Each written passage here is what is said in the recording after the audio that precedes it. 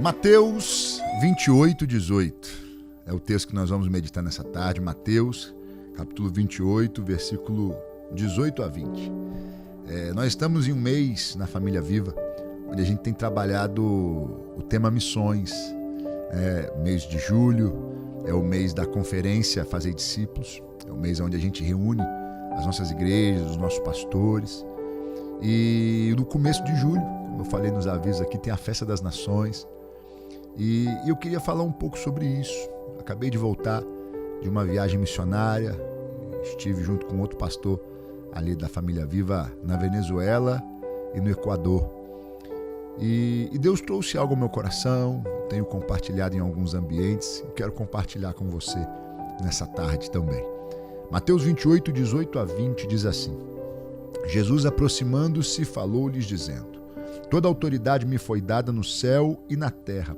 Portanto, vão e façam discípulos de todas as nações, batizando-os em nome do Pai, do Filho e do Espírito Santo, ensinando-os a guardar todas as coisas que tenho ordenado a vocês, e eis que estou com vocês todos os dias até a consumação dos séculos. Jesus veio ao mundo com um propósito: estabelecer a igreja. Ele veio buscar e salvar, ele veio curar, ele veio libertar, mas de fato tudo isso faz parte do propósito principal, que era estabelecer a igreja. Como homem, ele foi enviado por Deus para reconciliar o homem com Deus, e o meio que ele escolheu para que isso acontecesse, para que essa mensagem fosse divulgada, foi a igreja. Tudo que ele fez até esse momento aqui de Mateus 28, ele fez com essa finalidade: fazer discípulos e estabelecer um grupo de pessoas responsável para anunciar que existe salvação, que existe solução, que existe vida eterna, que existe misericórdia e graça. Isso é a igreja. A igreja não é uma religião. A igreja não é o prédio. Nossa igreja na Venezuela ali, na verdade era um grupo que já se reunia, já havia uma igreja ali, nós os recebemos. Mas quando nós os conhecemos ali, eles tinham um terreno murado, sem telhado, e era onde eles reuniam. E aí nós abençoamos ali, fizemos o telhado e temos caminhado com eles ali desde então. Nós começamos uma igreja, a nossa primeira igreja na Bolívia, o pastor reunia debaixo de uma árvore. Na África tem lugares lá que são tendas, que são assim, às vezes até aberto, debaixo de árvores também. A igreja não é o prédio. A igreja, ela não se limita a um espaço geográfico, ou pelo menos não deveria se limitar. Porque a igreja é o corpo de Cristo na terra, cumprindo o propósito de fazer discípulos nas nações. E esse entendimento de ser igreja dessa forma, porque se a gente não entende a responsabilidade de anunciar o evangelho, a gente deixa de ser evangélico. Se a gente não entende a responsabilidade de pregar o evangelho e de fazer discípulos nas nações, a gente não está cumprindo a tarefa da igreja. Se o propósito é apenas reunir pessoas, é um clube social. Se o propósito é crescimento pessoal, tem hoje os coaches que fazem isso aí, orientam as pessoas para o desenvolvimento pessoal, para o crescimento pessoal, e tem usado muitas verdades bíblicas para fazê-lo. Alguns fazem de maneira honesta, sincera, outros se aproveitam da credulidade das pessoas. Mas, de uma maneira geral, a igreja tem a responsabilidade de estabelecer o reino de Deus na terra. E o próprio Jesus nos ensinou como ser essa igreja que ele mesmo estabeleceu. E eu queria que nós fôssemos para João 4. Você que está com sua Bíblia aí, abre comigo em João capítulo 4, versículos 5 a 7. Diz assim: Jesus chegou a uma cidade samaritana chamada Sicá, perto das terras que Jacó tinha dado a seu filho José. Ali ficava o poço de Jacó. Cansado da viagem, Jesus sentou-se junto ao poço. Era por volta de meio-dia. Nisso veio uma mulher samaritana tirar água. Jesus lhe disse: dê-me um pouco de água. Até aqui por enquanto. Jesus se aproxima de uma mulher samaritana. Você conhece o contexto? Os judeus não se davam bem com os samaritanos, né? De uma maneira geral, quando o reino do norte foi dominado pelos assírios, Samaria era a capital do reino do norte. E a forma de governo do Império Assírio era misturando os povos. Eles traziam povos de outras nações e colocavam no povo dominado, e o povo que tinha acabado de ser dominado levava pessoas daqui para lá, e eles misturavam.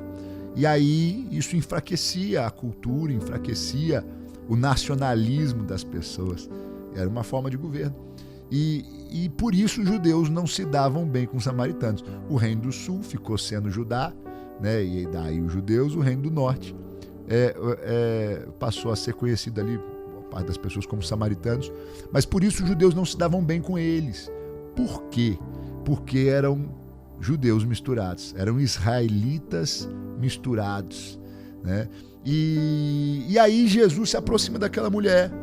E nessa conversa, nesse diálogo, ele traz revelações profundas. Eu vejo que ele toca na necessidade daquela mulher. Ela tinha necessidades físicas, estava ali para recolher água, ela precisava, ela tinha problemas naturais que ela precisava de solução. Ela tinha necessidades emocionais, estava no poço meio-dia, porque ela tinha uma vida complicada e as pessoas da cidade que ela morava a rejeitavam. Na verdade, ela não era rejeitada apenas pelos judeus, mas aquela mulher, de maneira especial, ela também era rejeitada pelos próprios samaritanos, por causa das escolhas, das decisões, relacionamentos frustrados. Ela tinha uma vida emocional quebrada, né, machucada. Ela tinha uma necessidade espiritual. O diálogo nos demonstra isso. Ela pergunta para Jesus qual o lugar que deve adorar. Ela aprendeu que era no monte, os judeus dizem que é em Jerusalém. Ela buscava Deus. E eu vejo isso, a maioria das pessoas está à procura de Deus. Existem necessidades naturais, existem necessidades emocionais. Talvez você está passando por um momento de necessidade física ou emocional, talvez você está enfrentando uma depressão, talvez você esteja enfrentando um tempo de dificuldade na sua vida. Mas a maior necessidade do ser humano é Deus. O ser humano está à procura de Deus e às vezes busca Deus no natural, às vezes busca Deus tentando preencher uma necessidade emocional, mas não vai conseguir, porque existe um vazio no ser humano que é do tamanho de Deus. E aí, nesse diálogo, Jesus revela que se ela entendesse quem ele era, se ela cresce nele como as Escrituras ensinam, de fato, se ela conhecesse a verdade das Escrituras, aquilo que ela estava buscando fluiria de dentro dela. Porque, na verdade, todos nós temos necessidades. E a maioria de nós se aproxima de Jesus. No caso ali, a mulher samaritana, foi Jesus que se aproximou dela. Mas a maioria das pessoas que se aproximaram de Jesus no contexto bíblico se aproximavam dele para resolver uma necessidade. Era o cego na beira do caminho gritando: Jesus, filho de Davi, tem misericórdia de mim. A mulher do fluxo de sangue que pensou: se eu tocar na orla dos seus vestidos, eu vou ser curada. As pessoas se aproximavam de Jesus para resolver um problema, buscando a solução de uma necessidade. E, de fato, a maioria de nós se aproxima de Jesus para resolver um problema. Eu, você, todo mundo, né? Agora Jesus revela para aquela mulher que a solução que ela buscava brotaria de dentro dela e não seria só para ela. Seria uma fonte a jorrar. É a resposta de Jesus. Tem que entender esse processo. De fato, eu e você, se você faz parte da igreja, se você crê em Deus e não faz parte da igreja, talvez a sua fé não está tão solidificada. Hoje em dia tem muita gente que fala que acredita em Deus, mas não acredita na igreja. Pois é, a igreja é o corpo de Cristo na terra. Tem gente falha, onde tem pessoas a gente vai ter algum problema para resolver, porque as pessoas não são perfeitas em nenhum lugar, mas Jesus é perfeito, né? E Jesus é o cabeça da igreja, o que a palavra de Deus diz. Mas tem que entender e tem que desenvolver o chamado. Deus tem um chamado para você. Deus tem uma missão para você. Ainda que você tenha necessidades para serem resolvidas, todavia você tem problemas, você tem falhas. Mas Deus tem uma tarefa para mim e para você como igreja. E aí entender essa tarefa é o que vai de fato nos fazer alcançar a satisfação que a gente procura. Entender a missão, estar no centro da vontade de Deus, é o que de fato vai fazer eu e você termos satisfação, porque na verdade nada natural ou emocional satisfaz de fato. Jesus falou, se você beber dessa água, você vai voltar a ter sede. Não satisfaz. O alimento físico não satisfaz por um momento, né? Nós estamos aí no horário de almoço, talvez você está almoçando, talvez você vai almoçar ainda, talvez você já almoçou como eu, né? Eu não estou com fome agora, mas de tardezinha eu vou voltar a ter. Tá entendendo? Agora, existe uma vida em Deus de satisfação plena. Como desenvolver isso? Como desenvolver essa vida? Como ser essa igreja madura e responsável? Quero falar com você rapidamente 3 coisas. Primeiro, depende da nossa capacidade de amar. Lucas 10, 27, Jesus respondeu, ame o Senhor, seu Deus, de todo o seu coração, de toda a sua alma e com todas as suas forças, e de todo o seu entendimento. E ame seu próximo como você ama a si mesmo. Preste atenção, o objetivo do Evangelho é nos ensinar a amar. Deus é amor. Ele enviou o seu Filho por amor, para nos ensinar sobre o amor. Porque entender sobre o amor é entender sobre Deus. Se Deus é amor, compreender o amor é compreender a Deus. Aprender a amar é aprender sobre Deus. E, na verdade, a primeira pessoa que o Evangelho nos ensina a amar é a nós mesmos. Eu quero que você me entenda com maturidade, porque não estou dizendo que eu tenho que me amar sobre todas as coisas, mas o Evangelho me ensina que eu sou importante, que eu sou amado. Deus provou que me ama, enviando Jesus para morrer por mim, enquanto eu ainda era pecador. Romanos 5,8. Deus provou que me ama. Deus me amou tanto que enviou o seu único filho. E o Evangelho me ensina isso. Eu quero dizer para você nessa tarde, você é amado, você é amada, você é importante. Alguém morreu de amores por você. É verdade, Jesus morreu. Deus amou e Jesus também tanto amou que se entregou de maneira voluntária. Ele diz, ninguém tira a minha vida, ele não foi obrigado a fazê-lo. Ele também fez por amar o Pai, primeiramente, mas por amor à humanidade. E nós ainda éramos pecadores, diz a palavra. Precisamos entender que nós temos valor.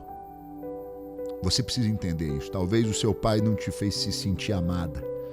Talvez a sua mãe te abandonou. Talvez você viveu tantos relacionamentos frustrados como aquela mulher. Aquela mulher era totalmente desprezada. Mas aí Jesus, um homem, depois na conversa ela percebe um profeta, alguém importante, parou para dar atenção para ela. Mais do que isso, alguém importante precisou da ajuda dela. Pediu para ela, eu estou com sede, você pode me dar um pouco de água? Nunca um judeu faria isso, sabendo que era samaritano e ainda mais com ela.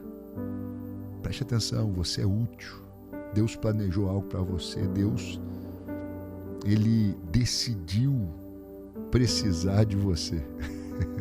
Pois é, eu penso que Deus decidiu porque Deus, ele é onipotente, Deus é soberano, mas ele escolheu usar-nos para que a mensagem do Evangelho alcançasse outras pessoas.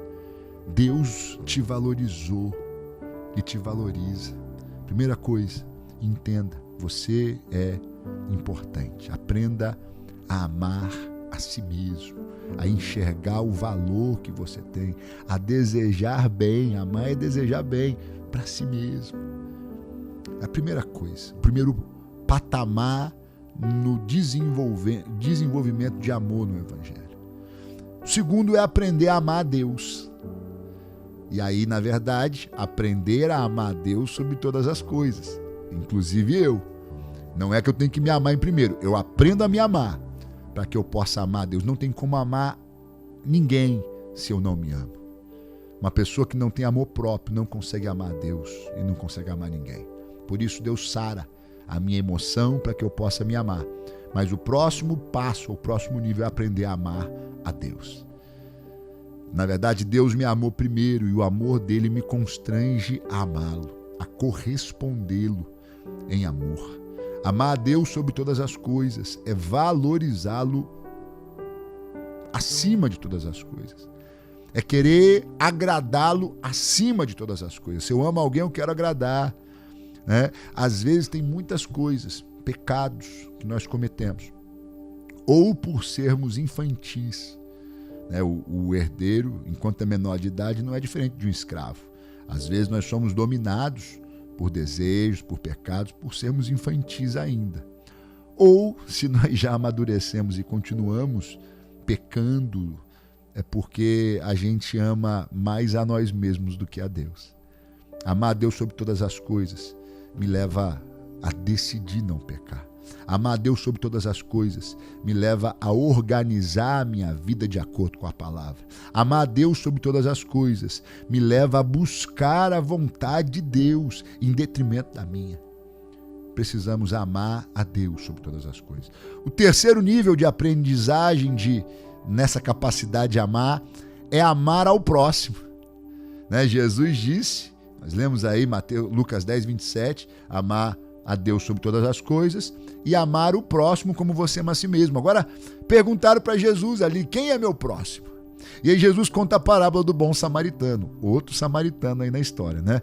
Jesus conta a parábola do bom samaritano. Um judeu é assaltado e fica quase morto. Passa um sacerdote, passa um profeta, passa um levita, e aí nenhum dos dois cuida ou atende aquele samaritano, aquele judeu que foi ferido, assaltado. Aí vem o samaritano, né? Na verdade, na conversa com a mulher samaritana, era uma samaritana desprezada e Jesus se aproxima dela. Agora aqui, um judeu machucado, ferido, quase morto, e aí um samaritano curado. Um samaritano com a alma resolvida, um samaritano que não se sentia desprezado, um samaritano que entendia o propósito de Deus na vida dele, que os recursos que ele tinha era para cuidar de pessoas, né? Ele decide cuidar daquele judeu ferido. Ele gasta do recurso que tem, ele gasta das provisões que ele tinha para a viagem dele, do vinho, do azeite, ele gasta do dinheiro que ele tinha, ele põe o homem sob a sua cavalgadura e vai a pé, ele gasta energia para poder salvar a vida de um homem que estava à beira da morte. E aí, no final da parábola, Jesus pergunta, quem é o próximo do homem que foi ferido? E aí as pessoas respondem, aquele que usou de misericórdia. Preste atenção, você precisa aprender a amar como você ama a si mesmo, aquele que cuida de você. Próximo não é o seguinte, não é todas as pessoas que eu encontro, não. De acordo com o contexto, o próximo é quem cuida de mim.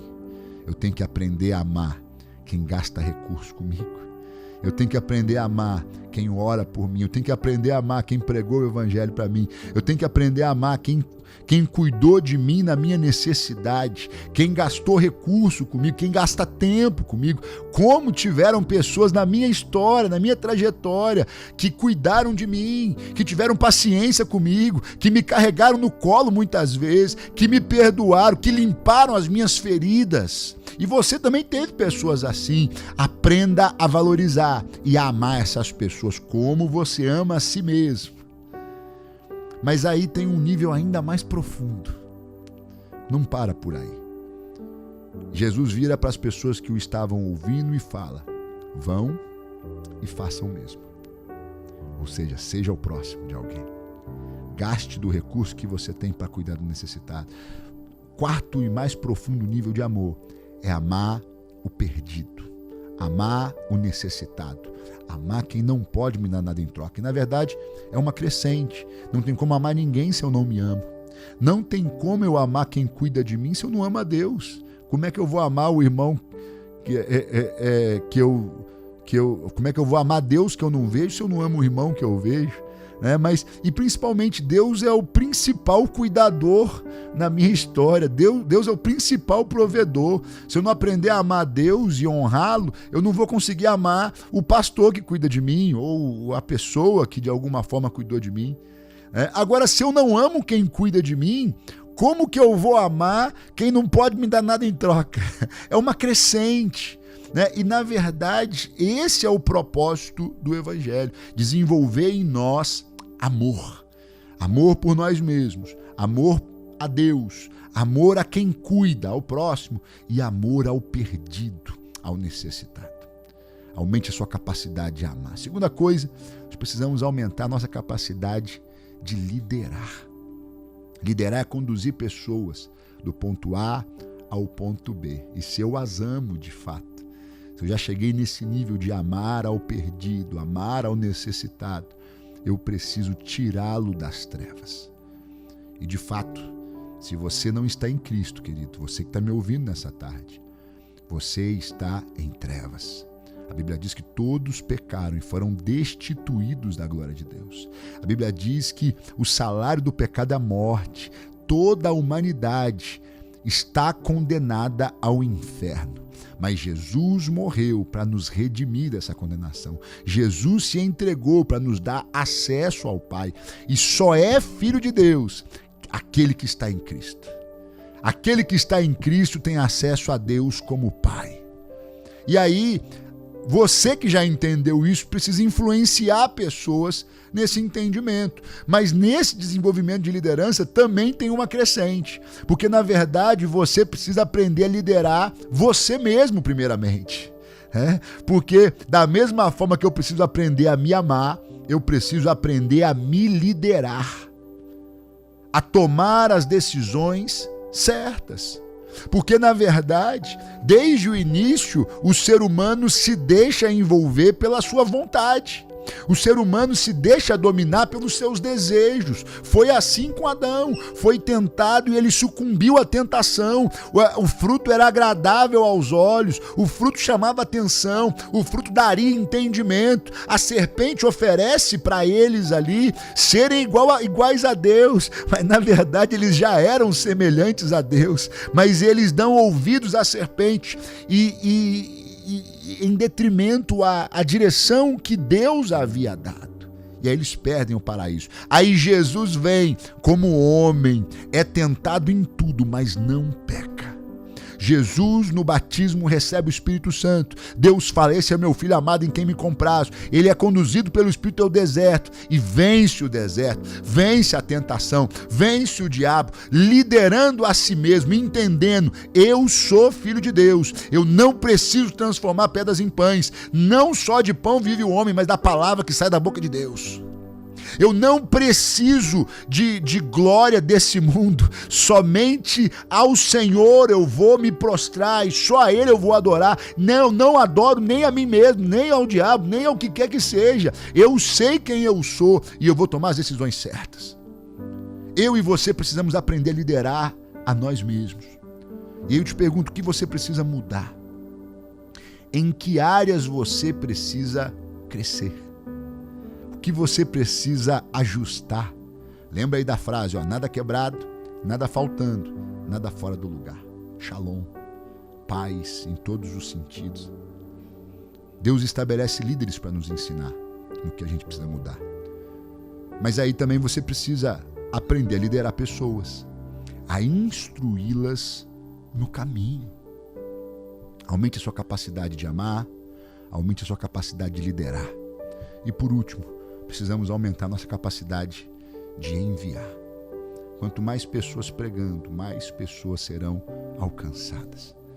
Mesmo sem estar pleno, completo, mesmo sem estar pronto, nós podemos começar. Olha aí, João 4:28 diz assim: quanto a mulher deixou o seu cântaro, foi à cidade e disse ao povo: venham comigo e vejam um homem que me disse tudo o que eu já fiz. Não seria ele, por acaso, Cristo? Então saíram da cidade e foram até onde Jesus estava. Olha que lindo esse momento da história. Aquela mulher, eu penso que a conversa de Jesus não solucionou imediatamente os problemas dela. Ela ainda não tinha marido. Não sei o que ela fez depois com um homem que não era marido dela. A Bíblia não registra. Mas eu sei que mudou algo dentro dela. Mudou algo no olhar dela. Porque as pessoas que a desprezavam deram ouvidos ao que ela disse. Ela falou assim: conheci um homem. Talvez alguém possa ter dito: mais um? Esse é o 7º. Mas ela falou assim: não, mas esse é diferente. Esse é o Messias, esse é o Cristo, é quem a gente estava esperando, é quem nós estávamos buscando. E as pessoas viram diferença no olhar dela, na fala dela, que saíram para encontrar a Jesus. Preste atenção, precisamos aumentar nossa capacidade de enviar como igreja, de ser enviado como discípulos. Temos que ter critérios, claro, mas não podemos ser religiosos. Para liderar tem que ter capacidade. Agora, para ser cristão é quem crê em Jesus. Para pregar o evangelho é quem teve uma experiência com Jesus. Se você conhece a Jesus, mesmo sem ter muito conhecimento das Escrituras, você pode pregar o evangelho. Porque pregar o evangelho é falar para as pessoas o que Jesus fez na sua vida. Claro que você precisa aumentar o seu conhecimento, a sua capacidade de liderança, mas você pode ser enviado. Não estou dizendo que você vai ser enviado para uma outra nação imediatamente, mas é enviado para fora. Eclésia é chamados para fora. Igreja são pessoas responsáveis com a pregação do evangelho. Prega para o seu vizinho, prega para o seu amigo de trabalho, prega para os seus familiares, prega o evangelho, compartilha as verdades da palavra de Deus e as experiências que você tem tido com Jesus. Vamos quebrar as paredes. Uma igreja sem paredes é o tema dessa mensagem. Receber mais pessoas, enviar mais pessoas, depende de mim e de você. Deus abençoe a sua vida, em nome de Jesus.